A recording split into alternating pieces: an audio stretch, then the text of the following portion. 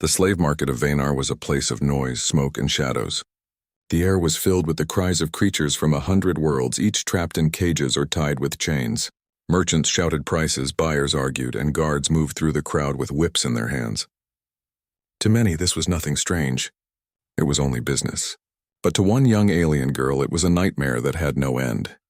She sat in the darkest corner of the market, chained by her wrists and ankles. The chains were heavy, rough against her skin, and the iron links left deep marks that never fully healed. She was small compared to many of the other prisoners, her thin figure wrapped in a torn cloth that once might have been part of her people's robes. Her skin was pale, and her eyes glowed faintly in the dark, a natural trait of her species. Those glowing eyes made her a target, for slavers said they were beautiful jewels. To her, they were only a curse that marked her for suffering. Day after day, she was treated like an animal. The guards threw scraps of food into the dirt near her and laughed when she crawled to reach them. When she tried to speak, they struck her and told her to stay silent. Other captives were sold, dragged away to lives of labor or worse, but no one wanted her. The merchants said she was weak and useless. Yet they kept her chained, hoping one day someone would pay something, even if it was only a handful of coins. She had lost hope long ago. Time felt endless, measured only by the rising and falling of the twin suns above the market. She no longer dreamed of freedom. She only dreamed of rest. In the silence of her heart, she sometimes wished she could vanish like smoke in the wind. One evening, the market was especially busy. A fleet of ships had docked nearby, bringing traders from across the stars. The air was full of strange scents, spices, metals, and the harsh oil of machines. Buyers pushed through the rows of cages, choosing strong workers and fierce-looking warriors. Laughter, shouting, and the clink of coins filled the space. She curled into herself, pulling her knees close, trying to become invisible. If no one saw her, maybe they would not mock her again. Then, among the noise, a voice different from the rest spoke. It was not harsh or greedy. It was steady, calm, and carried a strange weight.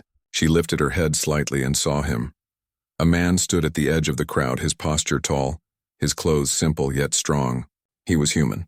Few humans came to such markets, for their kind often despised the trade of lives. Yet here he was, moving slowly past the cages, his sharp eyes studying not the prices or the bargains, but the faces. He did not laugh like the others.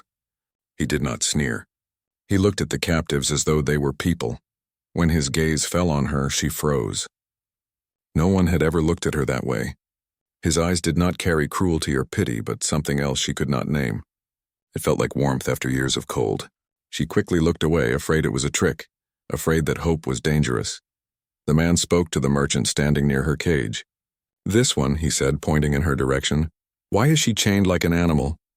The merchant laughed loudly, as though the question was foolish. "That one?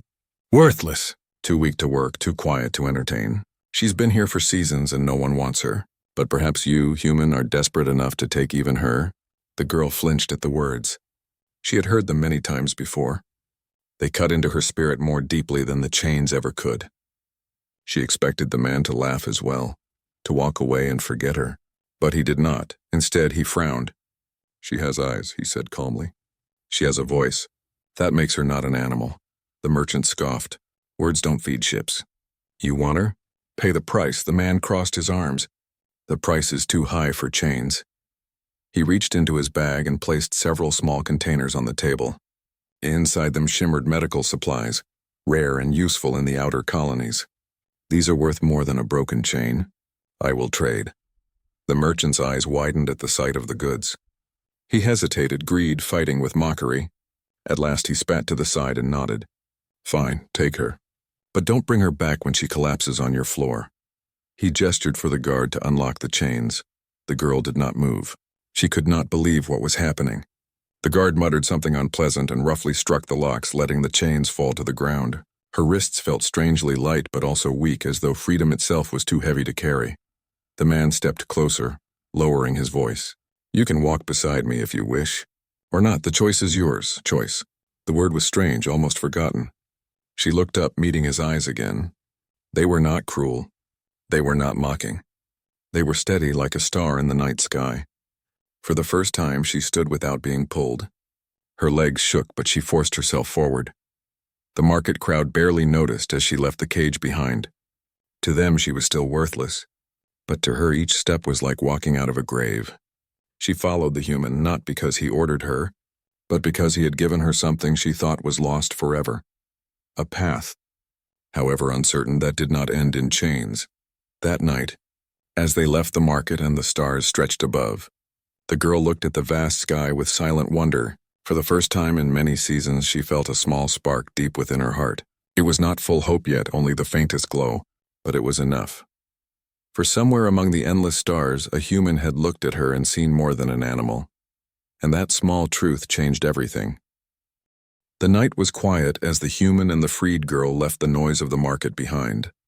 The sounds of shouting merchants and rattling chains faded, replaced by the hum of the docking bay. Starships stood like giants, their metallic hulls shining under the dim lights. Workers hurried between them, carrying supplies or checking fuel lines. It was busy, yet strangely peaceful compared to the cruelty of the market. The girl walked slowly beside the human, her legs weak from years of sitting in chains. Every step felt heavy, as though she might fall. Yet she forced herself to continue. She did not want to appear weak in front of him, though she felt fragile as glass. The human noticed her struggle. Without a word, he slowed his pace, letting her walk at her own speed. He did not push her, did not pull her arm. He simply matched her steps. To her, that small act felt greater than any treasure. When they reached the edge of the docks, she stopped. Fear filled her again. Freedom was strange, almost frightening. She looked at the large ships and wondered what he would do with her. Would he sell her to someone else? Would he regret his choice? The human turned to her. His face was calm, his eyes steady. "My name is Elias," he said softly. "I am a captain. My ship is here waiting. You are free now. You can choose what to do." The word struck her again. Choose. It felt impossible. For so long every choice had been taken away. Now she was told that her path was hers to decide. But how could she choose when she did not even know who she was anymore? Her voice came out small, almost trembling. Why did you free me?" Elias looked at her, his expression thoughtful. "Because no one deserves chains," he said simply. "Not you. Not anyone." She stared at him in silence. In her memories, every being she had met outside her people had treated her as less than alive. To hear those words from a stranger, words that gave her dignity, was something she could barely understand. Elias pointed toward his ship. "You may come with me if you wish. I will not force you. You may also walk away. The stars are wide and the choice is yours alone." The girl's heart raced. Walk away to where? She had no home, no family left. Her people had been scattered by slavers long ago. The galaxy beyond the market was vast, but also dangerous. She did not even know how to survive on her own. And yet something about Elias's voice gave her courage. He was not promising comfort or riches, only freedom and dignity. After a long pause, she whispered, "I will walk with you." Elias gave a single nod, as if her answer mattered deeply. Without another word, he led the way toward his ship. Life aboard the human ship. The vessel was not the largest in the docks, but it was strong and well kept. Its silver hull bore marks of travel, the kind that spoke of long journeys and many battles with the void. As the girl stepped inside, the air smelled cleaner than the market. The floor was smooth, the halls bright. It was nothing like the dark cages she had known. Elias guided her through the corridors. Crew members looked up as they passed, surprised at the sight of the thin, pale figure walking beside their captain. Some raised their brows, some exchanged glances, but none spoke cruelly. Their silence held curiosity, not judgment. Finally, Elias stopped at a small cabin. He opened the door, revealing a bed, a desk, and a small window that showed the stars outside. "This is yours now," he said. The girl blinked in disbelief. "Mine?" "Yes," Elias said. "Your space. No chains, no locks. You may rest here as long as you wish." She stepped inside slowly, her hands trembling as she touched the edge of the bed. It was soft, far softer than the hard ground she had known. She sat down, half afraid someone would shout at her for daring to use it. But no one did. Elias only stood in the doorway, watching with quiet patience. "You are safe here," he said gently. "No one on this ship will treat you as less than a person. You will eat with us. You will walk with us. If you wish to leave someday, you will leave free." Her throat tightened and she lowered her head, unable to speak. No one had ever given her such promises. No one had ever cared whether she stayed or left. She felt tears sting her eyes, but she quickly wiped them away, not wanting to appear weak. Elias gave a small bow of his head. Rest now. We will speak again tomorrow. With that, he left her alone in the room. Doubts in the night that night, she lay on the bed, staring at the stars through the small window. The silence was strange. She was used to the noise of the market, the groans of prisoners, the shouts of guards, the clatter of chains. Here there was only the gentle hum of the ship, but with silence came doubt. What if this was all a trick? What if Elias was only pretending to be kind? What if tomorrow he decided she was worthless and abandoned her in some other place? Her heart ached with fear. She wanted to trust, but trust was heavy after so many years of betrayal. Still, when she closed her eyes, she remembered his words. No one deserves chains. Those words were like a small flame in her heart, a flame she did not want to lose. The next day in the morning, the door opened and a woman from the crew entered. She carried a tray with bread, fruit, and water. "Captain asked me to bring this," she said kindly, setting the tray on the desk. The girl sat up quickly, startled. The crewwoman smiled softly. "Eat. You need strength." She hesitated, waiting for the cruel laugh that usually followed when food was given. But the woman only left quietly, leaving her to eat in peace. The bread was soft, the fruit sweet, the water clear. She ate slowly, savoring each bite as if afraid it would disappear. Later, Elias returned. He stood by the door. "How do you feel?" he asked. She searched for words, then whispered, "Strange. Like I am in a dream." Elias smiled faintly. "Dreams can become life if you let them." He then asked gently, "Do you wish to stay among my crew? You would not be a prisoner. You could learn, work, and walk free. Or if you prefer, I will take you wherever you wish to go. The choice is still yours." She looked into his steady eyes. Fear still lingered in her heart. But for the first time there was also something else. Trust. Not full, not yet, but enough to take another step forward. "I will stay," she said softly. Elias gave a single nod. "Then welcome aboard. The stranger's choice." That evening, as the ship prepared to depart, the girl stood by the window in her cabin. The stars stretched endlessly before her. She thought of the chains left behind, lying cold and broken in the market. She thought of the cruel laughter that had followed her every day. And then she thought of Elias, the human who had chosen kindness where others chose cruelty. Her life was no longer a cage. It was a path uncertain but alive. She did not know where it would lead, but she knew this. She would walk it with her head held higher than before. For the first time in many seasons, she was not just surviving. She was beginning to live. The hum of the ship's engines was like a heartbeat, steady and calm, echoing through the halls. For the girl, it became the sound of safety. No chains rattled, no cruel voices shouted. Instead, there was order, routine, and a strange warmth she had never known. Life aboard a human vessel was unlike anything she had imagined, and every day felt like stepping into a new world. The first days at first, she remained quiet, afraid to disturb anyone. She spent most of her time in the small cabin Elias had given her. The window became her companion, showing her the stars scattered across the black sky. They looked different now, no longer cold and distant but full of promise. Food arrived regularly, brought by kind members of the crew. They never mocked her when she ate. They never threw scraps into the dirt. Instead, they asked if she had enough, if the taste was good, if she wanted more. Such questions confused her. She was not used to anyone caring about her needs. The crew gave her clothes too, simple but clean garments that fit better than the torn cloth she had worn in the market. The soft fabric felt strange against her skin, but it carried no shame.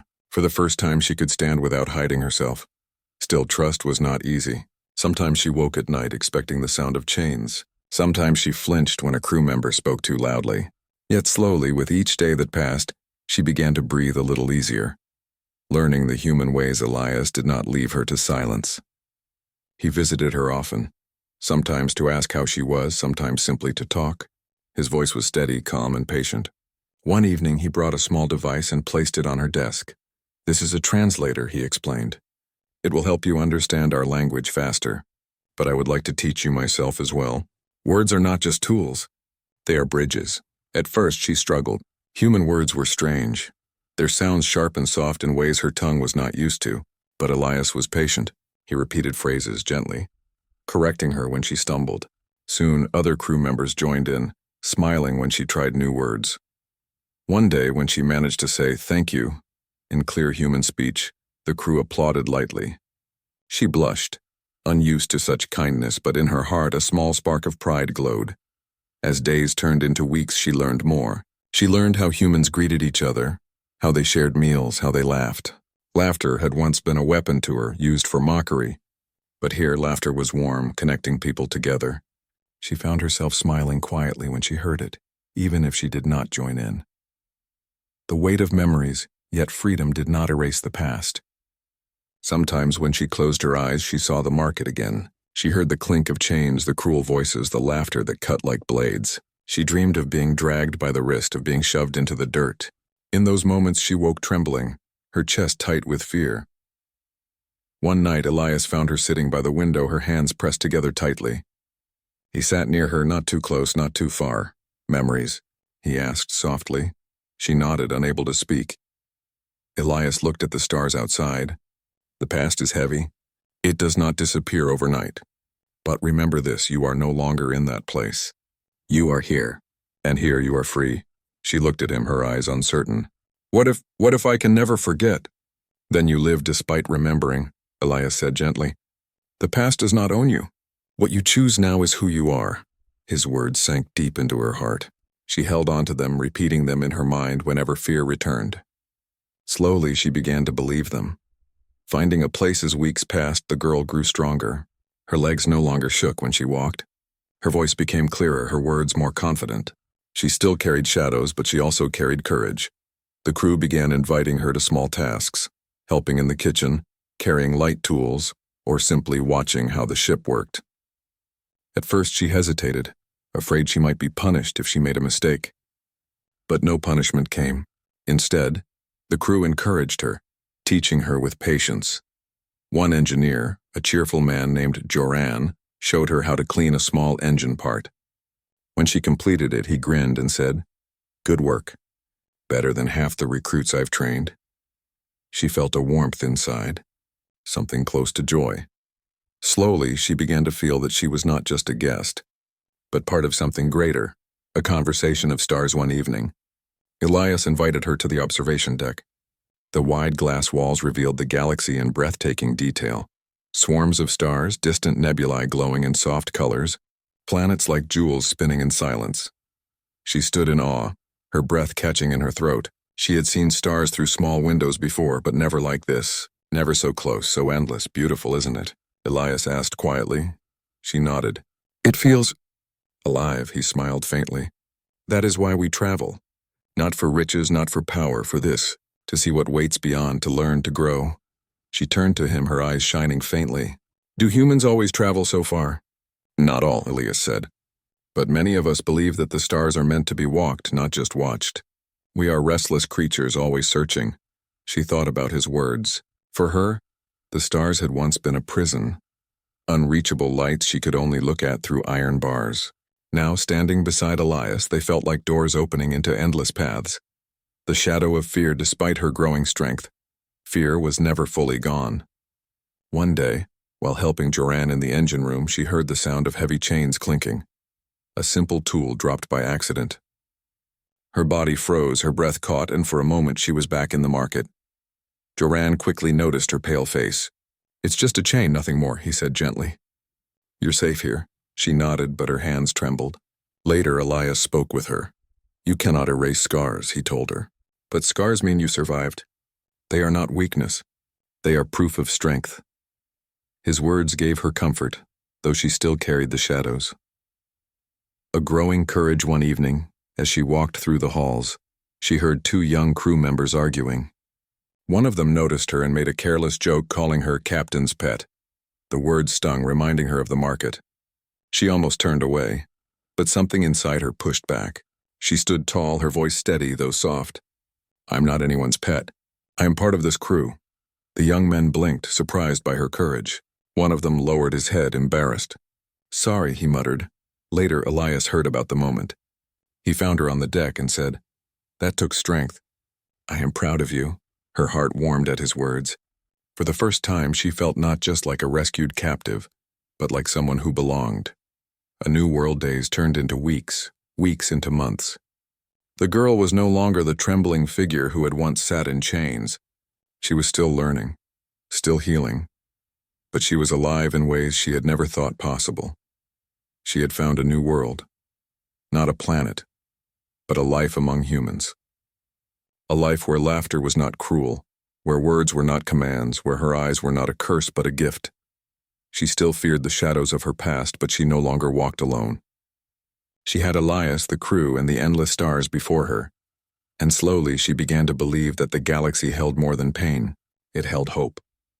The galaxy was vast and full of stars, yet for the girl it no longer felt frightening.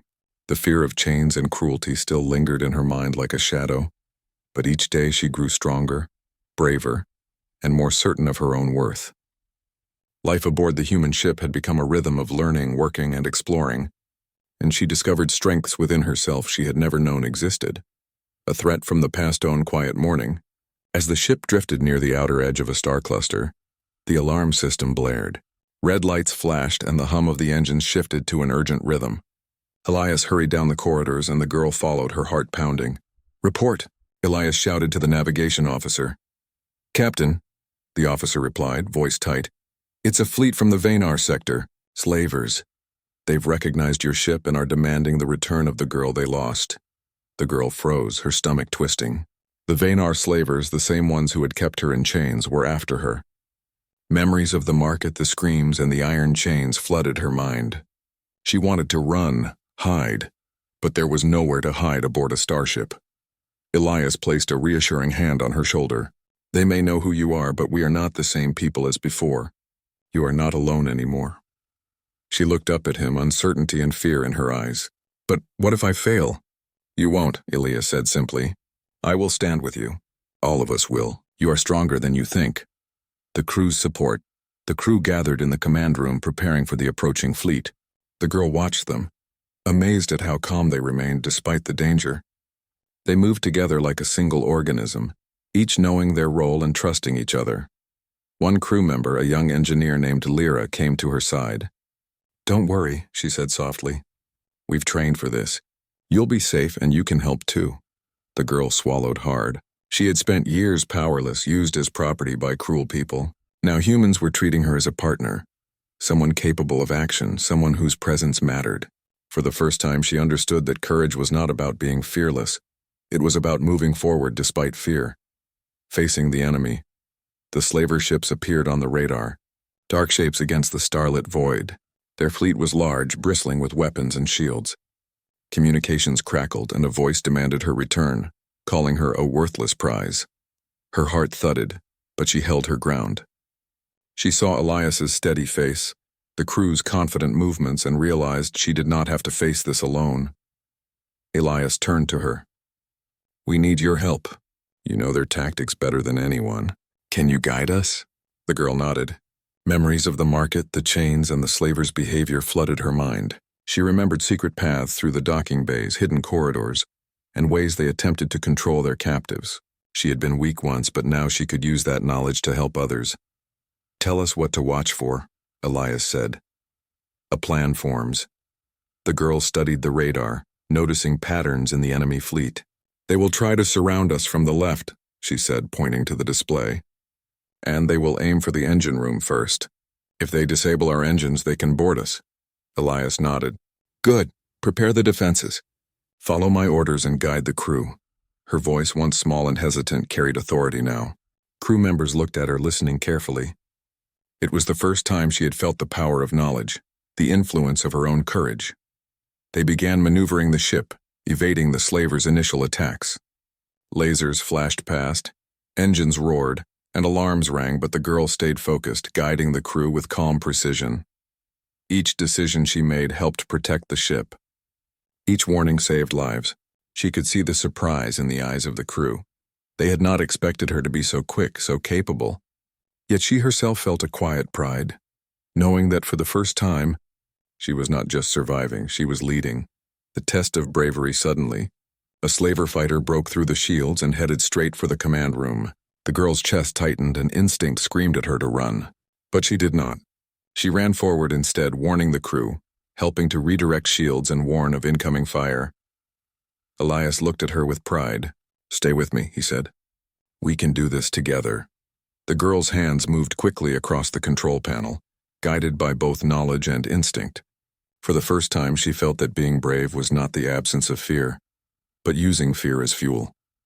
When the fighter exploded in the void outside the ship, the girl's heart leapt with relief. She had survived. She had helped protect everyone aboard. And in that moment, she realized she was no longer a victim. She was a part of something larger, something strong, strength and unity. The battle continued for hours, with flashes of light and the hum of weapons filling the void. Throughout it all, the girl remained focused, guiding, warning, and helping wherever she could. She began to notice a new feeling inside herself, not just courage, but confidence. The fear that had always ruled her life was no longer controlling her. She could act, choose, and make a difference. When the battle finally ended, the enemy fleet retreated. The crew cheered quietly, exhausted but victorious. Elias turned to her, smiling warmly. You did well. You helped save us all. Tears sprang to her eyes, not of sadness, but of pride. She had faced the people who had once made her feel worthless, and she had stood tall. A new kind of freedom that night. She stood on the observation deck, looking out at the stars. The galaxy stretched endlessly before her. No chains, no cages, no fear to hold her back. She thought of the past, the market, the chains, the cruel laughter, and realized that she had survived not because she was alone, but because someone had believed in her. Elias came to stand beside her. You were brave today, he said softly. Not everyone could have done what you did. She smiled faintly. I never thought I could be brave. I was always small, weak, helpless. You are not helpless anymore, Elias said. You chose to act. That makes you strong. Her heart swelled with a quiet certainty. She had discovered something important. Courage was not something others gave you. It was something you found within yourself, even in the darkest moments. The girl's promise. The girl looked at the stars and made a silent promise. She would never forget where she had come from, but she would not let it define her. She would use her courage to protect herself, her friends, and those who could not defend themselves. The galaxy was vast, and there would be challenges ahead. But she knew now that she could face them, for the first time in her life. She felt truly unchained, not by someone else's hand, but by her own heart. And as the ship sailed into the endless stars, she walked beside humans who had shown her that kindness, courage, and belief in one another could change the course of a life. She was no longer a captive of fear. She was free, and she was rising. The galaxy stretched endlessly outside the ship's windows, a vast ocean of stars and worlds that seemed both beautiful and intimidating. Yet the girl no longer feared it. Each moment of her past, the chains, the cruelty, the helplessness, had shaped her, but it did not define her. Now she stood tall among humans who had shown her that courage, kindness, and freedom could exist together. The return of the Slavers' Weeks after the battle with the Venar slavers. The ship sailed quietly near the outer rim of a star system. For a brief time, peace had settled in the hearts of the crew, and the girl had grown accustomed to the rhythm of life aboard the ship. She learned more about the humans' ways, helped in small tasks, and shared her thoughts with Elias. Every day she felt more like herself, a person, not a prisoner. But that peace was shattered when the alarm rang again. The red warning lights flashed across the corridors, and the hum of the engines changed, faster, tense. Elias quickly moved to the command center. Report, he demanded. The officer's voice was tense. Captain, multiple slaver vessels have appeared. They are from Venar and surrounding sectors. They recognize the girl and are demanding her return. The girl froze. Her chest tightened, her mind replaying the harsh voices and iron chains from long ago. Her fear tried to grip her, but this time it was different. She did not flinch and hide. She did not feel helpless. She had learned courage. Elias looked at her steadily. We are ready. You are ready. We face this together, she nodded, her jaw set. We can stop them, she said. Her voice was calm, though firm, preparing for the final confrontation. The crew moved swiftly. Shields were activated, weapons checked, and defensive maneuvers prepared. The girl was no longer a bystander. She guided the humans, sharing what she knew about the slavers' tactics. She remembered hidden strategies from her captivity, how they approached ships, the weak points they often attacked first, and the ways they tried to frighten their victims into submission. Stay alert, she warned. They will target the engine room first. That is how they try to board ships quickly. Don't let them trap us." The crew listened carefully, respecting her knowledge. For the first time, she realized that her past, once a source of shame, could now be a source of power. She could turn fear into strength, weakness into strategy. Elias placed a hand on her shoulder. "Lead us where we need to go," he said. "Your courage is as important as any weapon." Her heart swelled. The girl understood now that bravery was not only facing fear, it was using your past to protect the future. The battle in the stars. The slaver fleet appeared, dark and threatening, bristling with weapons. Their communications crackled, demanding her surrender. But she did not retreat. She moved to the control panel, guiding the human crew with precise, calm instructions. "Two fighters approaching from the left," she shouted. "Divert shields. Engage engines in sequence 2. Lasers flashed across the void, shields shimmered under fire, and alarms rang through the ship. Yet the girl remained steady. She guided the crew, remembered patterns of attack, and warned them of every maneuver. Each decision she made saved lives, and with every action her confidence grew. The slavers were surprised. They had expected fear and helplessness, but they found none. Instead, they faced a girl who had been a captive, now commanding strategy with clarity and courage. A test of strength as the battle continued. One of the slaver fighters broke through the shields and approached the command center. Panic might have seized her once, but not now. She moved quickly, directing the crew to reinforce the shields and target the incoming fighter. Elias watched her work and smiled. "Steady," he said. "You are doing well." Her hands moved fast, precise, guided by both instinct and the knowledge she had gained from years of hardship. For the first time, she felt the power of her own strength. She was no longer a helpless girl chained in a market. She was a force to be reckoned with. The fighter exploded outside the ship. Cheers rang quietly among the crew. The girl allowed herself a small, proud smile. She had contributed. She had faced the people who had once made her feel worthless, and she had won. Leading the crew, the slaver fleet continued to retreat. But the girl stayed at her station, alert and prepared for any final attacks. Her voice guided the crew, her instincts sharpened, and her courage inspired everyone aboard. They moved like one unit, trusting her judgment. The battle ended and the enemy ships fled into the darkness. Silence settled over the ship, broken only by the hum of the engines and the soft voices of crew members checking on each other.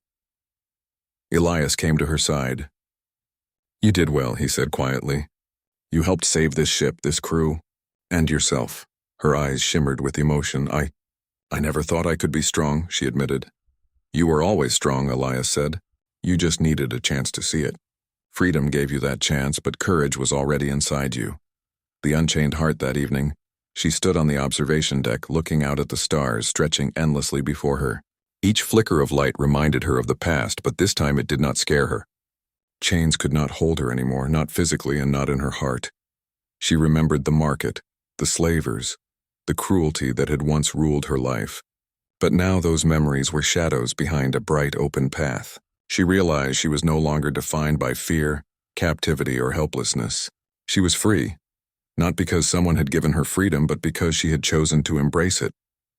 Elias joined her, quiet and steady.